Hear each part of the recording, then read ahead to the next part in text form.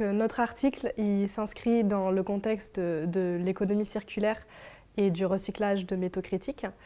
On va s'intéresser aux métaux qu'on appelle donc dits critiques ou stratégiques, qui sont des métaux qui sont classés par l'Union européenne selon une importance économique et un risque en approvisionnement.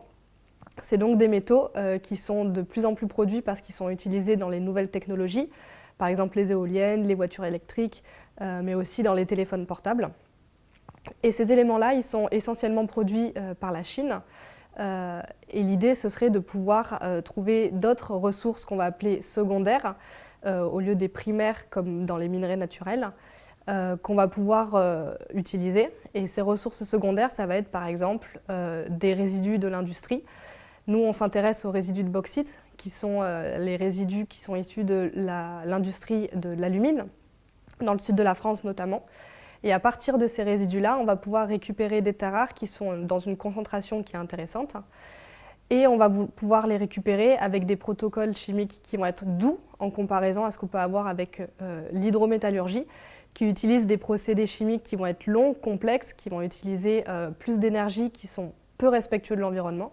Et donc nous, on aimerait proposer une alternative à ces procédés-là en utilisant des acides qu'on va appeler bio-inspirés, des acides organiques, comme par exemple typiquement l'acide citrique, qui est un acide qu'on va retrouver principalement dans le citron par exemple, ou d'autres acides qu'on utilise dans l'industrie agroalimentaire.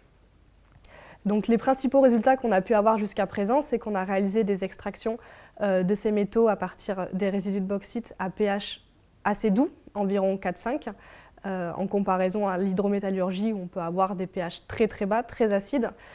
Donc ça c'est intéressant.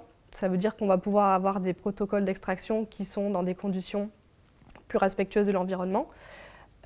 D'autres résultats qu'on a pu avoir, c'est qu'on a réussi à identifier des terres rares dans des phases minérales, ce qui n'a pas forcément été fait jusqu'à présent dans la littérature, ou qui a été fait mais de manière assez compliquée. Donc ça c'est intéressant, ça veut dire qu'on sait sous quelle forme sont une partie des terres rares dans les résidus de bauxite. Ça va nous permettre d'adapter les protocoles d'extraction par rapport à ça.